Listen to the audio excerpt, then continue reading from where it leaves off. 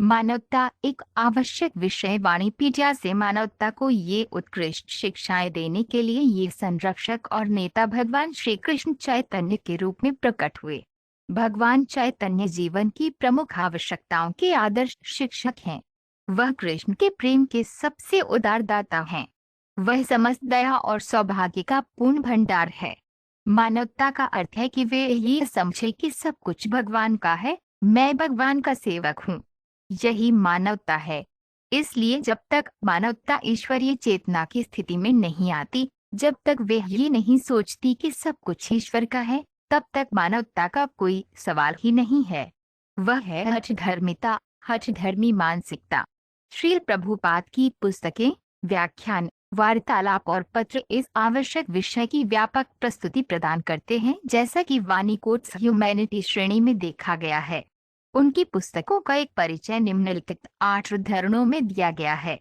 श्रील प्रभुपाद की पुस्तकों से उद्धरण वर्णाश्रम धर्म की प्रक्रिया को स्वीकार करने से व्यक्ति का जीवन सफल हो जाएगा, क्योंकि ये उसे भगवान के परम व्यक्तित्व से जोड़ देगा, जो मानव जीवन का लक्ष्य है।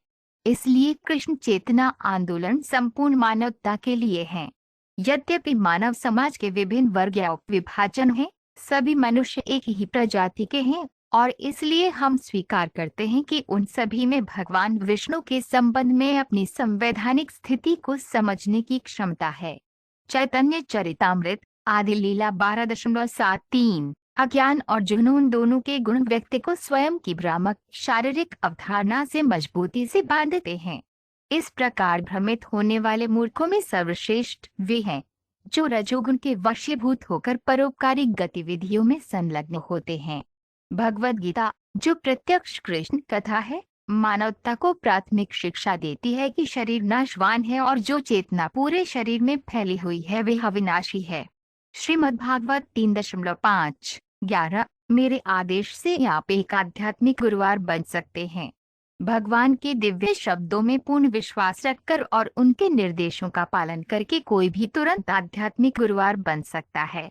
भौतिकवादी पुरुषों को एक मुक्त व्यक्ति से निर्देश लेने में कोई दिलचस्पी नहीं है, लेकिन वे अपने स्वयं के मनगढ़ंत विचारों में बहुत रुचि रखते हैं, जो उन्हें अपने प्रयासों में बार बार विफल कर देता है, क्योंकि पूरी दुनिया अब बद्धात्माओं के अपूर्ण निर्देशों का पालन कर रही है। मानवता पूरी तरह से भ्रमित है। श्रीमद् भागवतम 4.185।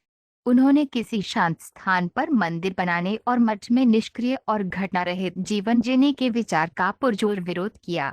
उन्होंने मानवता के आध्यात्मिक उत्थान के लिए ईश्वर की सेवा में अपनी 100% ऊर्जा का उपयोग करने के आदर्श का बखूबी प्रतिनिधित्व किया।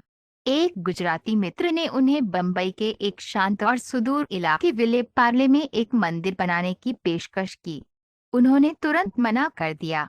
हमें उन्हें इस प्रकार कार्य करते और उपदेश देते हुए देखने का सबसे बड़ा सौभाग्य प्राप्त हुआ। बुद्धि द्वारा त्याग, अध्याय 2.3। डॉक्टर जे स्टिल्सन जूडा, एक विद्वान इस आंदोलन से बहुत आकर्षित हुए हैं, क्योंकि उन्होंने वास्तव में देखा है कि यह नशीली दवाओं के आदि हिप्पियों को शुद्ध वैष्णव में बदल रहा है, जो स्वेच्छा से कृष्ण और मानवता के सेवक बन जाते हैं।